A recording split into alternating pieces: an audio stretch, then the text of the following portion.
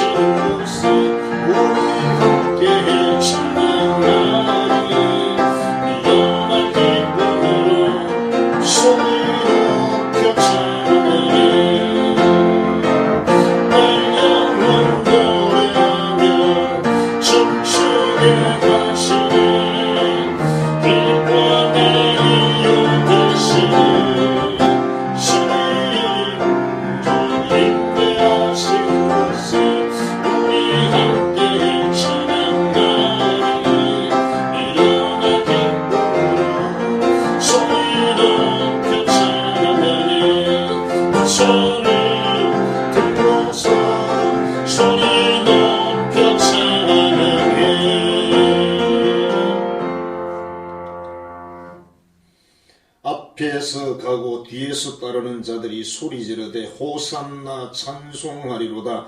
주의 이름으로 오시는 이여 찬송하리로다. 오는 우리 조상 다윗의 나라여 가장 높은 곳에서 호산나 하더라. 아멘. 우리 죄인을 구원하기 위해서 이 땅에 하나님 아들 예수님을 보내주시고 그 예수님이 십자가를 지기 위해서 예루살렘으로 입성하신 이 귀한 종려 주일에 저희로 성전에 나오게 하시니 감사드립니다. 예루살렘 군중들이 정려나무 가지를 흔들며 주님을 찬양하였듯이 우리도 두 손 높이 들고 주님께 영광의 찬양을 드립니다. 백성들이 길에 옷을 펴고 주님을 환영하였듯이 우리로 하여금 마음의 모든 옷을 펴고 주님을 영접하게 하옵소서. 하나님께서 이 예배를 통해 영광을 받으시고 은혜를 내려주시기를 예수님 이름으로 기원하옵나이다. 아멘. 찬송가 35장입니다.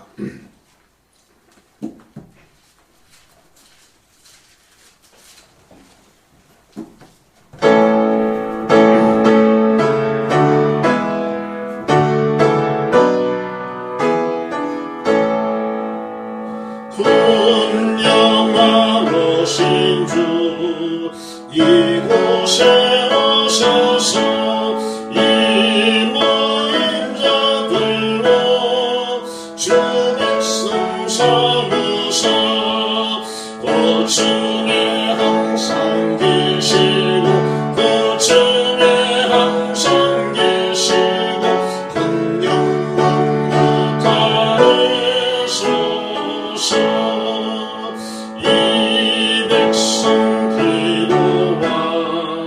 또의 물든 힘이 향내와 같으니 곧 받으소서.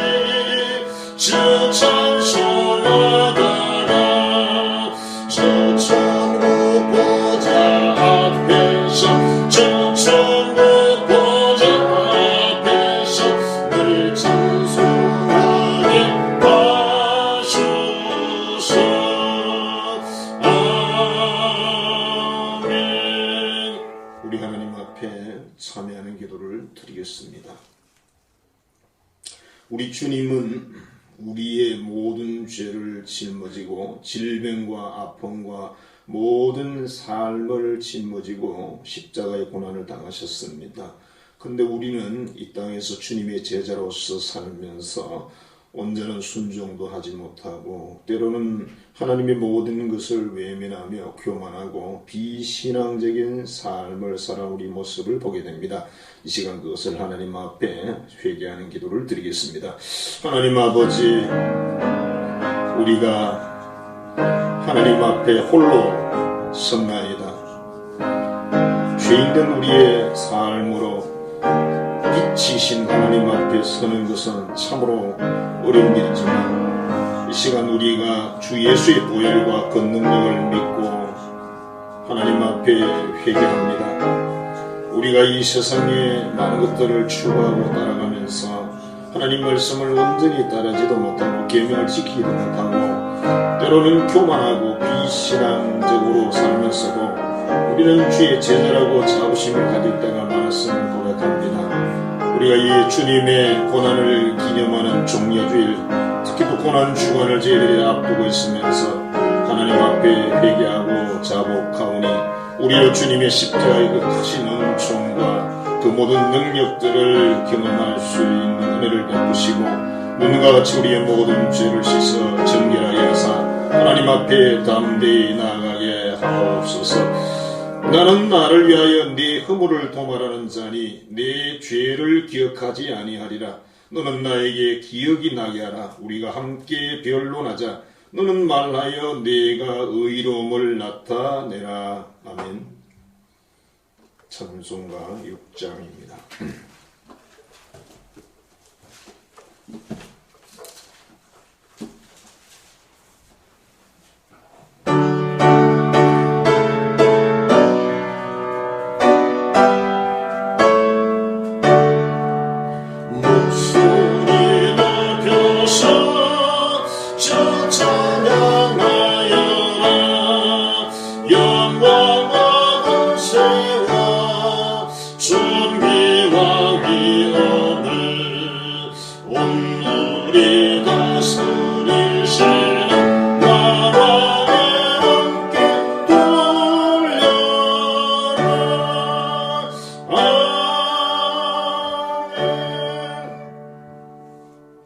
교동문이었습니다.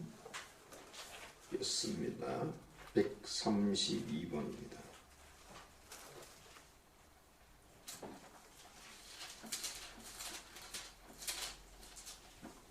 고난 주간 세 번째 말씀을 교독하도록 하겠습니다. 이에 예수께서 제자들에게 이르시되 누구든지 나를 따라오려거든 자기를 부인하고 자기 십자가를 지고 나를 따를 것입니다. 이를 위하여 너희가 부르심을 받았으니 그리스도도 너희를 위하여 고난을 받으사 너희에게 본을 끼쳐 그 자신을 따라오게 하려 하셨느니라. 그는 죄를 범하지 아니하시고 그 입에 거짓도 없으시며 욕을 당하시되 맞대어 욕하지 아니하시고 고난을 당하시되 위협하지 아니하시고 오직 공의로 심판하시는 이에게 부탁하시며 신이 나무에 달려 그 몸으로 우리 죄를 담당하셨으니 이는 우리로 죄에 대하여 죽고 의에 대하여 살게 하려 하시니라. 그가 채찍에 맞음으로 너희는 나음을 얻었나니 너희가 전에는 양과 같이 길을 잃었더니 이제는 너희 영혼의 목자와 강도 되신 이에게 돌아왔느니라. 아멘. 신앙 고백하겠습니다. 전능하사 천지를 만드신 하나님 아버지를 내가 믿사오며 그 외아들 우리 주 예수 그리스도를 믿사오니 이는 성령으로 잉태하사 동정녀 마리아에게 나시고 본디오 빌라도에게 고난을 받으사 십자가에 못 박혀 죽으시고 장사한 지 사흘 만에 죽은 자 가운데서 다시 살아나시며 하늘에 오르사 전능하신 하나님 우편에 앉아 계시다가 저리로서 산자와 죽은 자를 심판하러 오시리라. 성령을 믿사오며 거룩한 공예와 성도가 서로 교통하는 것과 죄를 사하여 주시는 것과 몸이 다시 사는 것과 영원히 사는 것을 믿사옵나이다. 아멘. 찬송가 251장입니다.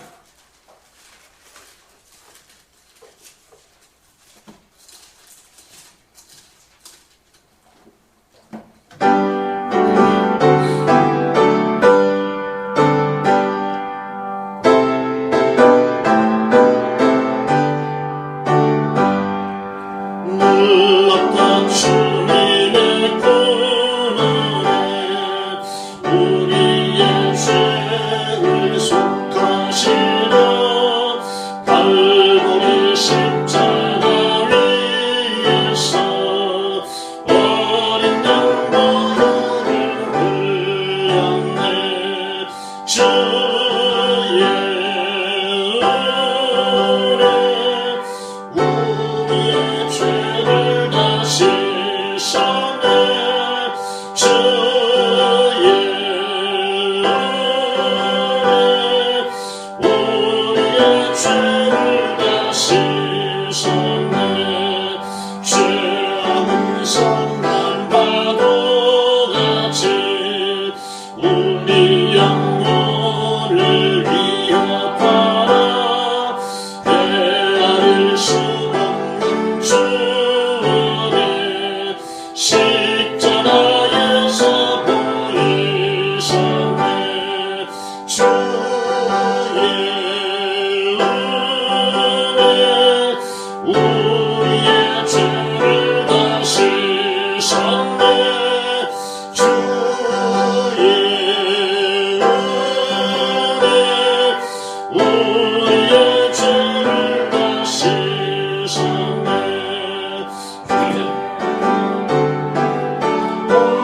오늘은 주께서 피로 씻으시네. 지금도 흐르는 그 피에 눈보다도 이게 씻으라. 주의 은혜 우리의 죄를 다 씻었네. 주의 은혜 우리의 죄를 다 씻었네. 피할 수 없는 그 은혜를 믿는 자에게 거저주네. 형제여 주 앞에 나와서 더딘 죄만 보고 받으라. 주의 은혜 우리의 죄를 다 씻었네. 주의 은혜 우리의 죄를 다 씻었네. 기도하겠습니다. 4월을 잔인한 달이라 표현하는 것은 겨우내 참고 견뎌온 만물이 두꺼운 껍질을 깨고 파릇파릇 새싹을 피우고 더하여 아름다운 꽃을 피우기 때문이라고 합니다. 하나님께서 우리 인생의 모든 삶을 4월의 만물처럼 우리의 손을 잡고 인도하여 그 아름답고 복된 열매를 거두게 하시는 줄 믿고 감사를 드립니다. 온 도시와 마을을 밝게 만드는 아름다운 꽃들이 풍성하게 피었습니다. 너무나 하얗고 참으로 또 아름다운 분홍빛 꽃들이 잔치가 열리게 하셔서 우리 마음의 어둠을 몰아내게 해주시니 감사를 드립니다. 지금 우리의 마음과 우리 영혼과 우리 육신, 삶의 자리에도 하나님의 이 환한 꽃을 피워주시기를 간절히 소원합니다. 하나님의 영이신 거룩한 성령 하나님, 이 시간 우리 모든 자녀들에게, 특별히 우리 한성의 가족들의 영혼에 충만하게 임재하옵소서. 성도의 가정마다 충만하게 임재하셔서 온전히 우리의 모든 것을 장악하시고 붙드시옵소서. 예수의 십자가의 보혈의 피와 그 능력을 자녀들에게 덮으소서. 우한피령과 모든 병마들이 떠나게 하시고 치료되게 하시고 건강케 하여 주옵소서. 또 우리에게 세임 주시기를 원합니다. 특별히 또한 하나님 아버지 장상진 집사가 월요일에 수술을 하게 됩니다. 하나님의 손길에 함께 하셔서 수술이 잘 되게 하시고 회복 잘 되고 태어날 수 있는 은총을 베풀어 주옵소서. 우리의 삶의 환경에 매일매일 일용할 양식과 선한 것을 주신 하나님을 찬양하며 경배를 드립니다. 우리의 모든 일터와 삶의 자리에 필요한 것들을 공급하사 더욱더 하나님께 많은 감사를 드리게 하여 주옵소서. 종려 주일입니다. 또한 이번 한 주간은 고난 주간입니다. 우리 주님의 제자로서 주의 뒤를 따르기를 원합니다. 모든 걸음 인도하사 더욱더 깊이 하나님 은혜와 그 사랑을 기억하고 따르는 한 주간이 되게 하여 주옵소서. 이 나라를 긍휼히 여기시고 이 백성들을 긍휼히 여기시며 주님이 세운 몸된 교회를 긍휼히 여기시고 은혜를 베푸시고 깨달아 알게 하시며 역사하시고 하나님의 크신 은총과 능력들을 또한 베풀어 주옵소서. 이 시간 예배를 드립니다. 오늘 나에게 말씀하시고 오늘 나의 기도에 응답하시고 또 너의 영혼의 삶에 임재하셔서 하나님의 그 역사를 이루어 주옵소서. 예수님 이름으로 축복하며 기도하옵나이다. 아멘.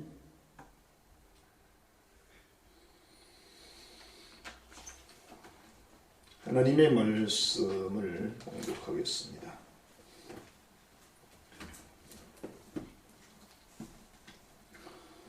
신약성경 고린도전서 1장 16절부터 25절까지 봉독하겠습니다. 고린도전서 1장 16절부터 25절입니다. 내가 또한 스데바나의 집사람에게 세례를 베풀었고 그 외에는 다른 누구에게 세례를 베푸르는지 알지 못하노라. 그리스도께서 나를 보내시면 세례를 베풀게 하려 하심이 아니요 오직 복음을 전하게 하려 하심이로되 말의 지혜로 하지 아니함은 그리스도의 십자가가 헛되지 않게 하려 함이라. 십자가의 도가 멸망하는 자들에게는 미련한 것이요 구원을 받는 우리에게는 하나님의 능력이라. 기록된 바 내가 지혜 있는 자들의 지혜를 멸하고 총명한 자들의 총명을 폐하리라 하였으니 지혜 있는 자가 어디 있느냐? 선비가 어디 있느냐? 이 세대의 변론가가 어디 있느냐? 하나님께서 이 세상의 지혜를 미련하게 하신 것이 아니냐? 하나님의 지혜에 있어서 이 세상이 자기 지혜로 하나님을 알지 못하므로 하나님께서 전도에 미련한 것으로 믿는 자들을 구원하시기를 기뻐하셨도다. 유대인은 표적을 구하고 헬라인은 지혜를 찾으나 우리는 십자가에 못 박힌 그리스도를 전하니 유대인에게는 그리끼는 것이요 이방인에게는 미련한 것이로되 오직 부르심을 받은 자들에게는 유대인이나 헬라인이나 그리스도는 하나님의 능력이요 하나님의 지혜니라. 하나님의 어리석음이 사람보다 지혜롭고 하나님의 약하심이 사람보다 강하니라. 아멘.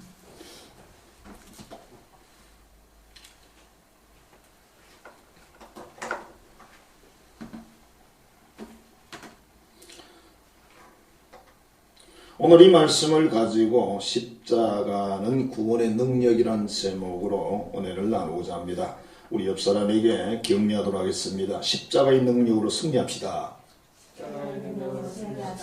십자가의 능력으로 승리합시다. 네, 잘했습니다. 자, 지금 전염병으로 지구촌이 거의 초토화되고 있다. 그렇게 표현해도 지나친 말이 아닐 것입니다.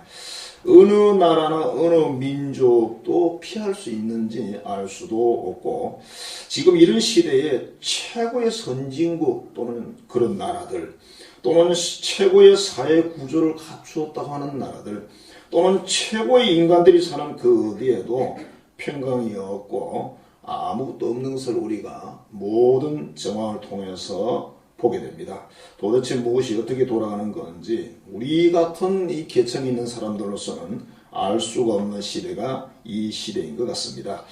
인류의 역사를 이렇게 살펴보면 전염병들이 온 그런 기록들이 있습니다.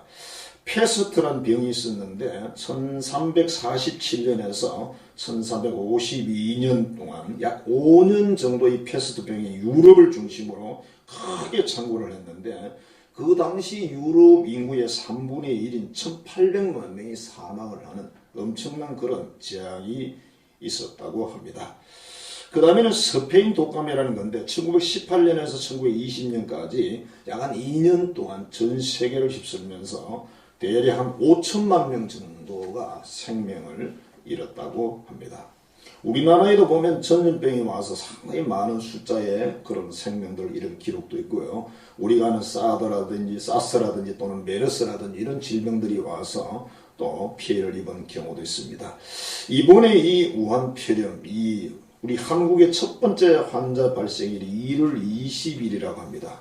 지금 한 2달 좀 더 지났는데 지금 우리의 상황도 사망자가 160명 정도 이렇게 남아있고 전 세계적으로 앞으로 얼마나 많은 사람들의 생명을 잃게 될지는 아직은 아무도 모른다고 합니다.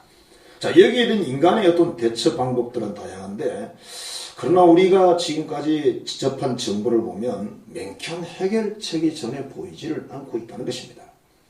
문제가 있으면 해답이 있어야 정상인데 해답이 없다는 것을 우리가 눈치로 알 수 있는 것은 전 세계가 행동하는 이기주의적인 그런 행동을 보면 아하, 해답이 없구나 그런 것을 알 수가 있고요. 우리나라에서조차도 빠른 시간 안에 치료를 해주겠다 이렇게 말하는 게 아니라 다른 걸 주겠다 이렇게 지금 제안을 하는 이런 모습을 보면서 최고의 무슨 과학 시대다, 최고의 공부만 해온 지성 시대다, 지금만큼 인간이 뛰어난 시대가 있었겠나 이렇게 말하는 그런 사람들이 이 엄청난 전염병에 반응하는 모습을 보면서 아하, 정말 무능하고 보잘것없고 아무것도 아니구나 하는 것을 느끼게 됩니다. 2012년에 개봉한 영화가 한 편이 있는데요. 2012라는 영화입니다. 이 영화는 지구촌에 많은 지진들이 일어나고 화산이 폭발하고 그래서 쓰나미가 몰아쳐 들어오고 지구촌이 멸망한다. 그런 이제 배경에서 행동하는 인간의 실상을 이제 보여주는 건데요. 결론부터 말하자면 인간은 전혀 해답을 가지고 있지 않다는 것입니다. 줄거리는 이렇습니다. 미국 정부의 지질 연구가 했던 에드리언이라는 사람이 지구의 내부 온도가 너무 높아져서 끌어오르니까 곧 지구의 종말이 올 수가 있습니다. 그래서 정부의 그 사실을 보고를 하면서 대비해야 됩니다. 그렇게 건의를 했습니다. 근데 정부에서는 여기에 대한 대답으로 미국인 전부를 구원할 그런 대책을 세운 것이 아니라 소수의 사람만 구원하는 그런 대책을 세웠는데 노아의 방주를 닮은 그런 큰 배를 건조를 해서 참으로 많은 비용을 들여가지고 이 배를 건조해야 되고 또 가야 되는 그 장소도 새롭게 뭘 만들어 놔야 되기 때문에 돈이 너무 많이 들어요. 그래서 이 티켓을 판매를 합니다. 돈 많은 사람들에게 많은 돈을 받고 그래서 전 세계 G7 정상에게 팔고 그 위에 각국 나라마다 부자들이 대단한 사람들 약 한 40명 정도에게 이 티켓을 팝니다. 그래서 계획을 비밀하게 세우고 방주를 만들면서 티베트의 초민 지역이라는 곳에 댐을 건설한다 이렇게 위장을 해가지고 그 지역을 본부로 삼고 배를 타고 그쪽으로 가서 자기들만 생존하는 것으로 그렇게 이제 줄거리가 정해졌습니다. 이 내용을 알게 된 한 남자 잭슨이라는 사람이 많은 고민과 갈등을 하게 됩니다. 자기도 우연히 알게 됐지만 이걸 사람들이 알려야 될 것이냐 말아야 될 것이냐. 그는 이런 생각을 했습니다. 그래도 그렇지 사람이 모르고 죽는다는 것은 너무 안 된 일이 아닌가. 적어도 사랑하는 사람들끼리 마지막 대화라도 하고 죽어야 후회가 없지 않을까 이런 생각을 하고 이 사실을 알리려고 많은 노력을 했지만 그렇게 쓸만한 방법이 없었고 결과도 별로였습니다. 결국은 그 이제 배가 떠나게 되고 또 그 장소에 도착합니다만은 그 남은 과정들이 결코 성공적이지는 않았다. 그게 2010이라는 영화의 결말이었습니다. 지구촌의 가장 위험한 위기에서 인간이 해결하는 방안이라는 게 겨우 이기적인 결론. 뛰어난 인간, 우수한 인간, 뭔가 쓸만한 인간들만 선발해서 살린다. 이게 2010이라는 영화가 가지고 있는 하나의 발상입니다. 결국 인간은 자기를 구원하지 못하고 육신의 생존을 위한 몸부림만 치다가 말더라는 거죠. 지금 이 지구촌을 뒤덮은 이 전염병도 오히려 인간이 겸손하게 대처를 한다면 더 성공적일 수도 있지 않을까 그런 생각을 하게 됩니다. 오늘 본문의 말씀에는 하나님의 해답이 있습니다. 하나님께서 이 지구촌이 영원하다고 말씀하지 않으셨습니다. 하나님이 인간의 어떤 생이 이 땅에 영원히 산다고 말씀하지 않았습니다. 언젠가 이 지구촌도 사라질 것이고 개인의 생에도 끝이 있다고 말씀을 하시고, 그리고 그 종말 이후에 다시 하나님이 창조하신 생이 있다, 이 영생이 있다, 이것이 구원이다, 그렇게 말씀을 하십니다. 그러니까 인생이 원하는 것이 지구촌에서 또 개인의 육신의 영원한 생명의 삶, 이것인지 모르겠지만 하나님의 계획은 전혀 아니다, 그렇게 말씀을 하십니다. 오늘 본문에 보면 1장 18절에 십자가의 도는 그랬습니다. 십자가의 도, 십자가의 하나님의 아들이 죽으신 십자가의 희생 제사, 이것은 멸망자에게는 미련한 것이고 구원을 받는 우리에게는 하나님의 능력이라, 그렇게 말씀을 했습니다. 믿지 못하는 사람들의 입장에서 보면 이 십자가가 아무것도 아니죠. 한 사형수, 인간의 나약한 죽음, 그게 무슨 인류의 죄를 사하고 하나님 앞에 떳떳이 서게 할 수 있는 그런 능력이 될까 믿을 수가 없는 것이죠. 기독교 신자들, 그 사람들이 볼 때는 바보로 보이고 어리석고 무지한 사람으로 보이고 미신을 섬기는 사람으로 보이고, 야, 신이 어딨냐, 죽으면 끝이지, 그렇게 말하면서 이 사람들은 이 세상에서 그래서 1년이라도 더 살아야 된다고, 1년이라도 더 살아야 된다고, 영생하겠다고 여러 가지 방법들을 사용하고 있는 그 안타까운 인간의 모습입니다만은 이 세상에 영생한 인간은 한 명도 없습니다. 몸부림 친다고 해서 그거 되는 것도 아니고요. 우리가 늪이라든지 그런 데 사람이 빠졌을 때 몸부림 칠수록 빨리 빠져들어간다 그러잖아요. 오늘 성경 말씀에 보면 하나님께서 세상의 지혜와 총명을 폐한다 그랬어요. 무슨 말입니까? 세상에 아무리 공부를 많이 하고 잘나고 똑똑해도 구원과 아무 관계가 없다. 자신을 구원할 수가 없다는 거예요. 유대인들은 항상 표적을 원하고 기적을 원하고 이적을 원하지만, 또 헬라인들은 지혜를 찾지만, 우리 그리스도인들은 십자가에 못 박힌 예수님을 찾는다. 오직 예수님만이 우리 구원의 능력이고 하나님의 지혜이기 때문이다, 그렇게 말씀을 하십니다. 그리고 또 이렇게 말씀하십니다. 사람들이 보기에, 사람들이 판단하기에 하나님이 참 어리석어 보이고 하나님 참 연약해 보이지만 하나님은 가장 지혜롭고 하나님은 가장 강하신 분이다, 그렇게 결론을 내립니다. 그러니까 하나님의 대답, 하나님의 해답은 인간이 죄인이고 죽는다는 것입니다. 그 죄사함을 받아야 하나님 앞에 설 수 있고 영생의 백성이 될 수 있다는 거죠. 그게 바로 십자가의 도를 믿는 거다. 예수님이 십자가 지고 대속하신 그 십자가의 도를 믿는, 하나님의 희생 제물 대신 그 십자가의 도를 믿는 그 사람에게만 이 해답이 주어진다, 그렇게 말씀을 하십니다. 자, 그러면 인간은 죄가 있는데 그 죄는 도대체 무엇일까? 사람들은 죄인이라 그러면 굉장히 기분 안 좋아합니다. 내가 무슨 죄를 지었는데, 죄를 안 지은 건 아니지만 내가 그렇게 대단한 죄를 지은 건 아니지 않느냐? 과연 그럴까요? 죄의 종류는 성경에 다양하게 나옵니다. 가장 큰 죄가 하나님과의 관계의 죄고, 그 다음째 죄가 사람과 사람의 관계에 나타나는 죄라고 성경은 말씀을 하십니다. 첫 번째가 하나님을 저주하는 것입니다. 누구든지 하나님을 저주하면 죄를 당할 것이요, 그렇게 말씀을 했습니다. 하나님이 있니 없니, 하나님이 어쩌니 저쩌니, 하나님이 함부로 폄하하고 함부로 말하는 그런 죄를 짓는다는 것입니다. 그 다음에 이제 하나님을 떠나는 것을 성경은 말합니다. 그 마음이 하나님을 떠나서, 이렇게 기록합니다. 마음이 하나님께 없어요. 딴 데가 있어요. 이것은 하나님은 죄라고 말했습니다. 그 다음에 여호와의 제사를 멸시한다. 사무엘상 2장 17절인데요. 이 소년들의 죄가 여호와 앞에 심히 크면 그들이 여호와의 제사를 멸시함이라. 제사는 지금으로 말하면 예배를 드리는 것이죠. 예배를 우리가 교만한 마음으로 건성으로 드린다든지, 아니면 예배를 아예 무시한다든지, 또 이렇게 예배를 방해한다든지, 이런 것들은 예배를 멸시하는 거죠. 그게 바로 죄다, 그렇게 말씀하십니다. 그 다음에 하나님 말씀을 거역하는 것이라고 했습니다. 거역하는 것은 사술의 죄와 같다 그랬어요. 에덴 동산에서 아담과 하와가 하나님의 계명을 거역하죠. 그래서 결국 에덴에서 쫓겨난 그런 상황이 되고, 이 땅에만 있는 많은 인류들이 하나님 말씀을 거역하게 되죠. 그럼 결과도 그렇게 돌아간다. 그게 바로 죄다, 그렇게 말씀하십니다. 믿지 않는 것이 죄라고 요한복음 16장 9절은 말합니다. 죄에 대하여라 하면 그들이 나를 믿지 아니하며. 하나님의 존재에 대해서, 하나님의 창조에 대해서, 하나님의 십자가를 통한 이 구원의 사역에 대해서 믿지 않게 되면 그게 바로 죄라는 것입니다.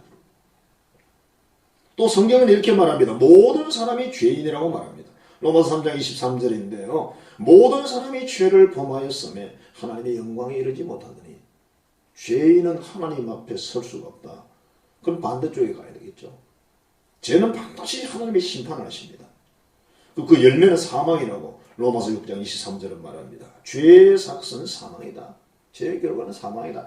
여기서 말하는 사망은 그냥 인생의 영혼과 육신이 나눠지는 그 사망을 말하는 게 아니라 영원히 지옥에서 고통당하는 그 사망을 말씀하고 있습니다.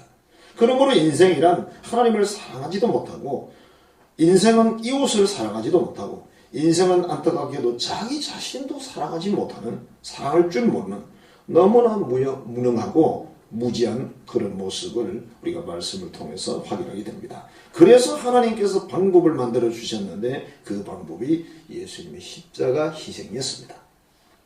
십자가는 바로 하나님의 해답이다. 십자가의 희생 제물이 되어서 인류의 죄를 용서하시는 이 하나님의 계획, 하나님의 규칙은 구약에서 나온 것인데요. 유월절 어린 양의 피와 제사를 통해서 이스라엘은 살았던 그 기록을 통해서 예수님을 하나님의 어린 양이라고 표현하면서 바로 그 희생을 통해서 우리 모든 인류가 구원받는 하나님의 규칙을 우리에게 만들어 주셨습니다. 로마서 5장 10절입니다. 우리가 원수 되었을 때에 곧 그의 아들의 죽으심으로 말미암아 하나님과 화목하게 되었은즉 화목하게 된 자로서는 더욱 그의 살아나심으로 말미암아 구원을 받은 것이니라 이렇게 말씀하시는데, 우리가 하나님과 원수였답니다. 우리가 하나님의 계명을 거역하고 죄를 짓게 되면 하나님의 원수가 돼서 결국 그 원수는 천국을 갈 수가 없고 영생을 누릴 수가 없습니다. 그런데 하나님의 아들이 대신 죽으셔가지고 하나님과 우리를 화목하게 화해를 시켰다는 뜻입니다.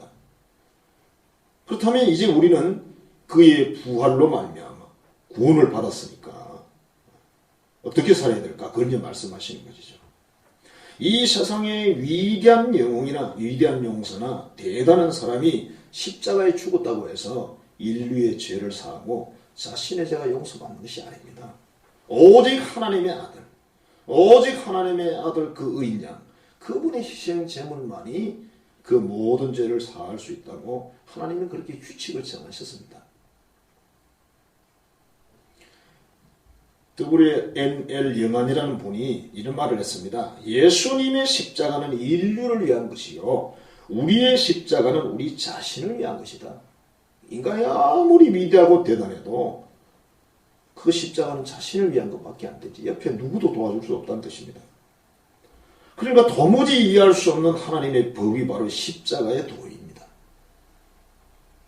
모든 것이 이해할 수 없습니다. 물론 이 세상에 많은 것들이 이해가 안 됩니다만 더구나 이 십자가의 도는 더 그렇다. 그런데 또 하나님은 이런 방법을 통해서 인생의 죄를 씻고 천국 백성을 삼으신 것입니다. 모든 문제의 해답이 이 세상에 존재하지 않는데 하나님이 십자가를 통해서 해답을 주셨다는 뜻입니다. 제2차 세계대전 당시에 독일 여성 수용소 라벤서 브리크라는 곳에서 있었던 일인데, 언제 독가스실로 끌려가서 죽을지 모르는 가장 절망적인 상황에서 코리텐 부음이라는 여사와 몇몇 여성들이 밤이 되면 간수의 눈을 피해서 구석에서 예배를 드렸다고 합니다. 작은 소리로 서로를 위해서 기도해주고, 작은 소리로 찬송도 부르고, 작은 소리로 말씀도 나누고, 항상 이렇게 하는 모습을 그 옆에 있는 다른 제수들도 다 보게 되는데, 어느 날 가까이 했던 한 여성이 일어나서 이런 말을 했다고 합니다. 당신들이 따르는 하나님이 정말 있다면 나에게는 왜 이런 일이 일어났을까요? 무슨 일입니까? 했더니 손을 감은 이 붕대를 풀었는데 손이 썩어서 다 문드러졌습니다. 그러니까 한센신병이 걸렸겠죠. 나는 오케스트라에서 수석 바이올리니스트였어요. 당신들의 그 하나님이 얼마나 잔인하기에 나에게 이런 일을 주신 것입니까? 그렇게 절규하는 그런 소리로 말을 했다고 합니다. 이때 코리텐봄이라는 여사가 이렇게 대답을 했습니다. 우리는 인생의 모든 문제에 대한 해답을 가지고 있지 않습니다. 그러나 우리가 알고 있는 한 가지는 하나님의 아들이 우리를 위해 십자가에서 피를 흘려 돌아가셨다는 것입니다. 하나님은 당신을 위해서 자신의 아들의 생명까지 내어주신 분입니다. 그렇게 대답을 했다는 거예요. 이 세상의 인생은 무엇인가 특별한 것을 찾고 그것 중에 뭐 조그만한 것만 자기가 성취를 하면 막 칭찬을 받아야 되고 대단히 잘난 척을 하고 그게 인생의 모습인데 하나님의 관점에서 이 사람을 이렇게 보면 자신의 생명이나 자신의 생애 속에 별 도움도 안 되는 하찮은 것을 해놓고 잘난 척하는 그런 모습을 보게 되는 것이겠죠. 마치 우리가 어린 자녀들을 키울 때를 생각해 보면 어린 시절에 자녀들이 뭐 하나 해놓고는 성취감이 가득해서 엄마가 나를 얼마나 알아줄까, 얼마나 나를 칭찬할까 그러면서 이렇게 쳐다보는 그런 느낌을 받습니다. 오늘 말씀에서는 해답으로 십자가를 이야기를 합니다. 십자가는 세상적으로 보면 아무것도 아니죠. 비참한 그런 죽음의 틀이기도 하죠. 성경에서는 저주라고 했어요. 나무에 딸린 자마다 저주를 받은 자다 이렇게 설명합니다. 그런데 그 십자가가 해답이라는 거예요. 오늘 본문 1장 18절에 십자가의 도가 그랬어요. 이 십자가의 도, 하나님이 만드신 십자가의 길, 십자가의 축복이 멸망하는 자들에게는 미련한 것이고 구원받은 우리에게는 하나님의 능력이다. 그렇기 때문에 인생들을 까불지 말라는 겁니다. 뭐 알면 얼마나 알고 무엇을 이루었으면 뭐 얼마나 성취했다고. 우리 인생은 단지 한 줌의 흙일 뿐입니다. 흙에서 이 세상에 태어나서 흙을 파먹고 살다가 흙으로 돌아가는 보잘것없는 인생에 불과하다는 것입니다. 여기 까불지 말라고. 하나님의 아들 예수 그리스도의 십자가, 그 희생 제물을 통해서 우리를 구원하신 이 십자가의 도는 뭐 알 수도 없고 이해도 안 되고 뭐 설명을 하면 할수록 더 깊은 미궁에 빠지는 하나님이 만든 구원의 길, 생명의 길이고 해답이라는 것입니다. 그럼 어떻게 그 해답을 우리가 사용할 수 있을까요? 믿음이 필요하다는 겁니다. 하나님의 창조를 믿고 하나님의 구원의 십자가의 희생제물, 이 대속의 은총을 믿고 그 아들 예수님을 믿고 이 규칙을 믿어야 우리가 구원을 받는다는 것입니다. 하나님의 아들은 정말 이 세상에서 어떤 사람들의 죽음보다도 가장 최악의 사형법에 따라서 십자가에서 죽었습니다. 십자가의 죽음은 이스라엘 사람이라고 죽이는 것도 아니고 로마인은 더더구나 어떤 죄를 지어도 십자가에 죽이지는 않습니다. 로마의 정치적인 반역자, 여러 가지 반역자인 이방인에게만 십자가의 죽음을 주는데 그 십자가에 왜 예수님이 죽으셨는지는 이해할 수가 없습니다. 더구나 하나님의 아들이고 이분은 착한 일만 하셨어요. 천국의 복을 전했고 또 이 세상의 고통인 병을 고쳐주시고 이 세상에 참으로 나약하고 천하고 그런 사람들만 만나주시고 제자들의 발도 씻긴 그 예수님이신데 그분이 왜 십자가에 죽으셔야 되느냐는 거죠. 그 이해가 안 되죠.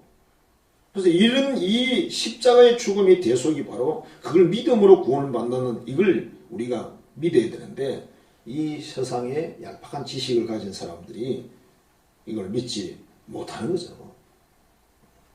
그래서 결국은 구원을 받지 못한다는 의미입니다.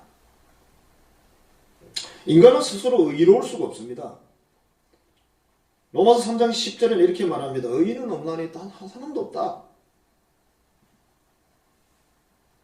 인간의 갈등을 이렇게 보면 참 부부 간의 갈등이 가장 많죠. 갈등이 뭘까요? 자기가 옳다는 것입니다. 부모 자녀 간의 갈등도 마찬가지예요. 그 원인이 뭡니까? 다 내가 옳다는 것이죠.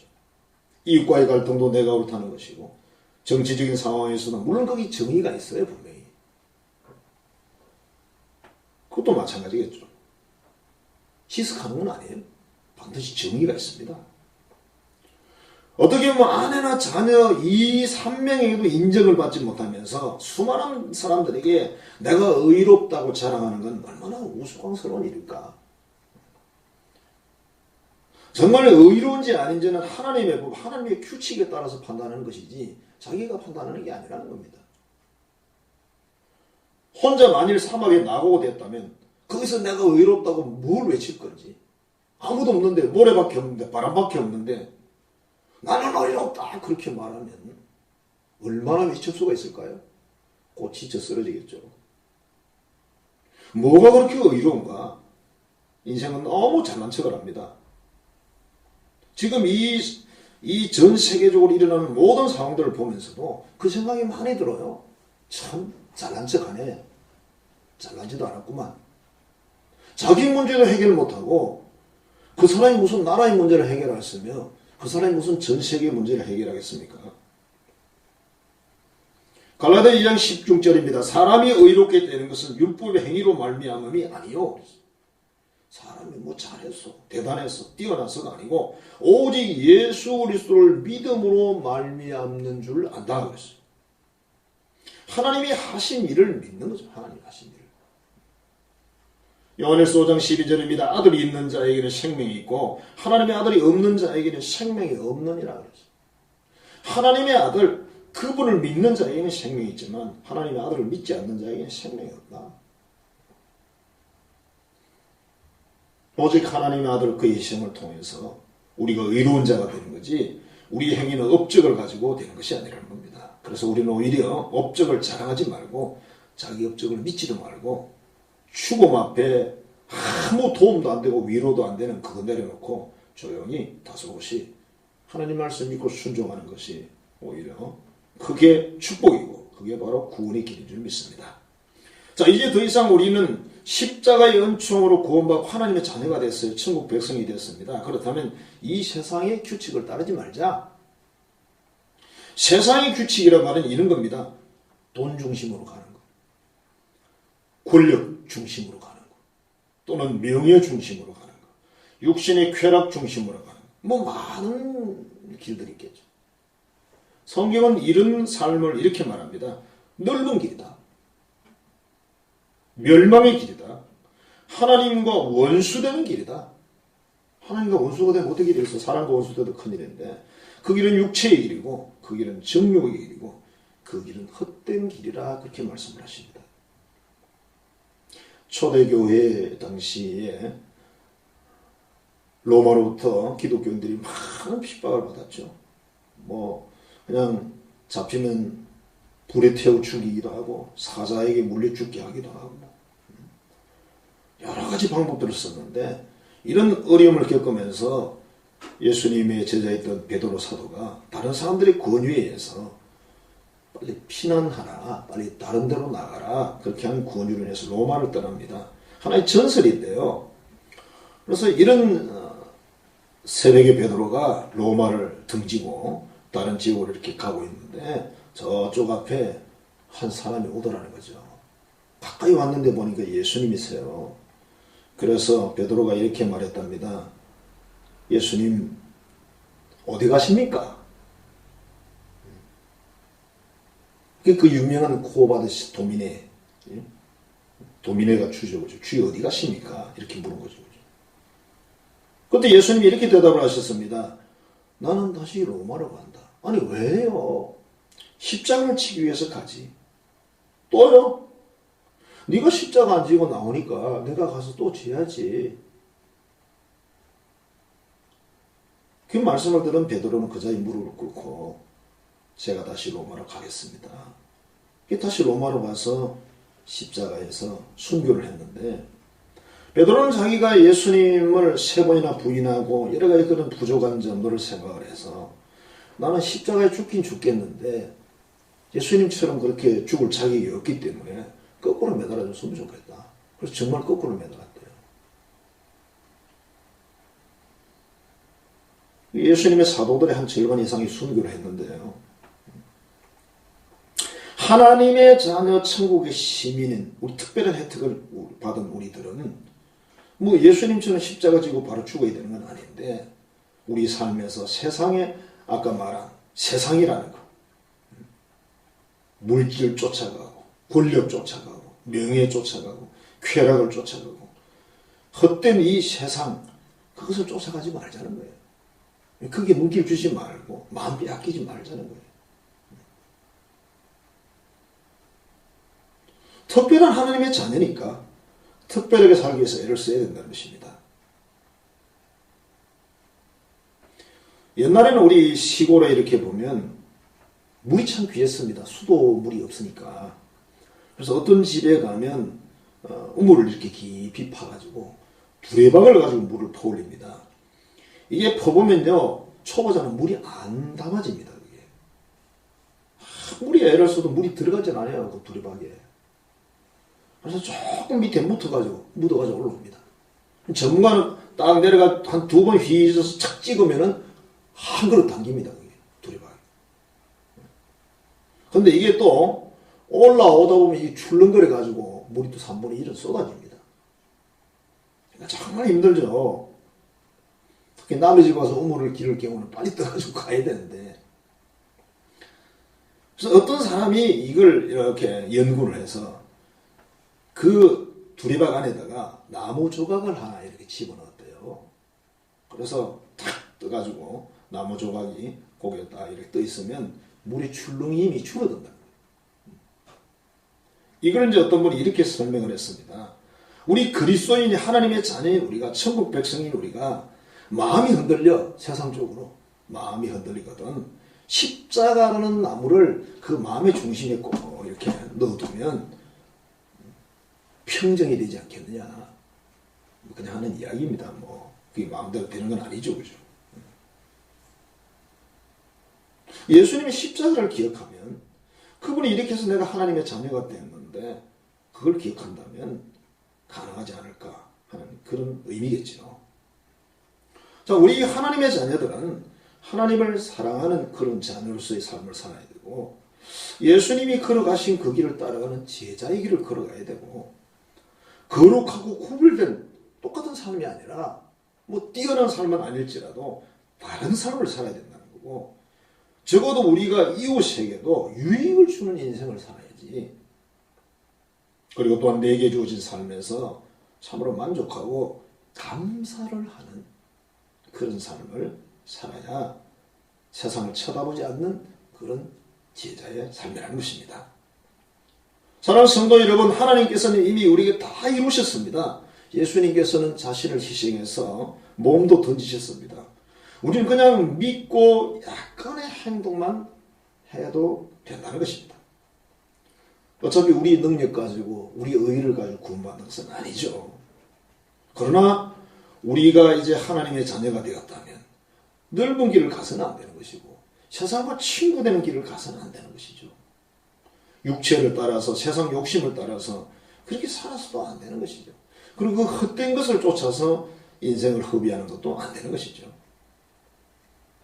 이 엄청난 축복, 은총을 입은 우리 한성의 가족 여러분들이요, 어떤 상황과 어려움 속에서도 예수님 십자가를 생각한다면 아무것도 아니죠. 별것도 아니죠. 그걸 가지고 누가 그러잖아요. 다른 사람 배 아파서 명장 수술하는 것보다 내 손가락에 작은 가시가 더 아프다고. 그렇기는 하겠죠. 그렇지만 어찌됐든 우리는 그 십자가를 칠 수도 있고 안 칠 수도 있지만 하나님의 뜻이라면 할 수 없는 것이고 아니라면 또 피해가는 것인데, 현재 우리의 모든 삶의 환경에 주어진 이 상황, 십자가라면 십자가겠지만 어떤 상황도 예수님의 십자가와 비교할 수는 없습니다.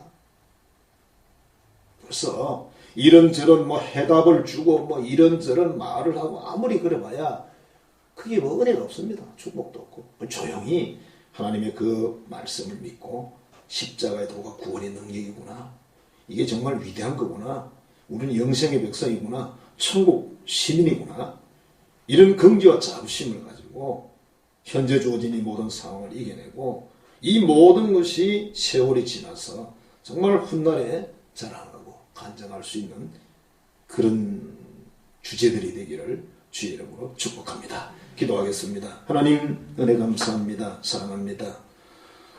우리를 사랑하셔서 예수님을 이 세상에 보내주시고 우리를 사랑하셔서 그 십자가의 희생 제물이 되게 하시고 또 우리를 사랑하셔서 3일 만에 부활하게 하시어서 우리 영원한 생명과 소망을 주시고 또 우리를 선택하셔서 믿게 하시고 자녀 삼으셔서 천국 지켜주시니 너무나 감사드립니다. 하나님 아버지, 이 큰 사랑을 우리가 입었으니 이제는 이 세상 그 무엇인가를 쳐다보지 말고 오직 하나님 바라보고 주님 바라보고 하나님의 뜻을 따라 살아가는 주의 연약한 제자이지만 제자의 길을 걸어가게 해 주옵소서.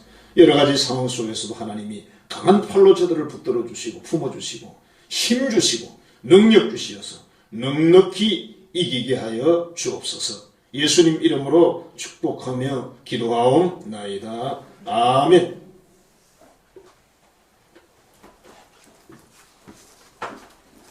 찬송가 143장입니다.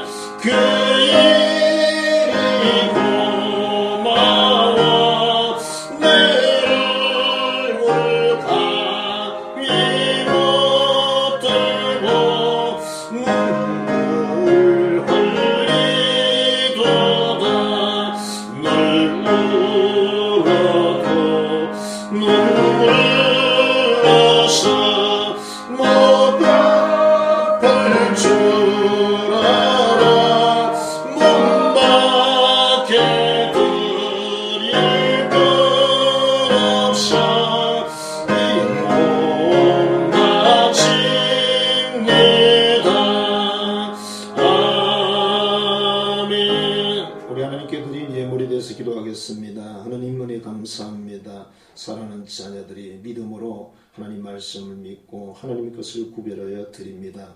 은혜와 복을 나려 주옵소서.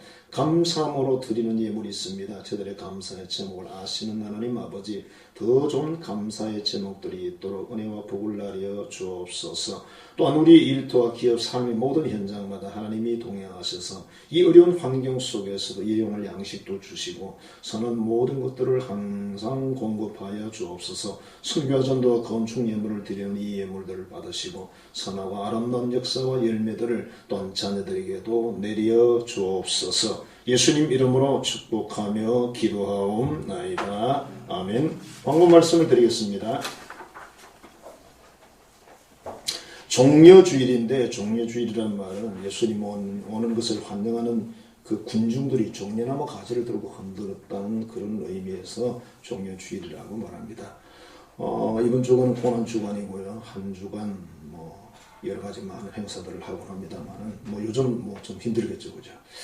그 다음에 여러분, 이 나라와 백성, 교회와 지도자, 사람들을 위해서 기도해 주시고, 이 전염병으로부터 성령을 기도도 해 주시고, 또 여러 가지 기도할 것들이 많죠. 선거 문제도 여러분들이 기도를 하셔야 되고, 그 다음에 장상리 집사가 월요일 날 폐를 수술을 한다고 합니다. 기도해 주시고요. 다음 주에는 부활주일입니다. 우리 금식 기도가 다음 주일 지나고 월화 이틀 동안 이렇게 있는데 한 끼 할 수도 있고 두 끼 할 수도 있고 이틀 다 할 수도 있고 개인적으로 하는데요. 구역장에 있는 사람들이 보고를 해서 누구 하는지 알고 같이 할 수 있기를 바랍니다. 기도하겠습니다. 주 예수 그리스도의 은혜와 하나님 아버지의 극진하시고 크신 사랑과 성령의 교통 교제하시는 역사가 한 주간 동안을 주님이 베푸신 그 큰 은혜를 기억하며 주의 제자로서 넉넉히 승리하며 살기로 결심하는 모든 자녀들의 머리 위에 가정과 삶의 터전 위에 이제로부터 영원토록 함께 하시기를 간절히 축원하옵나이다. 아멘.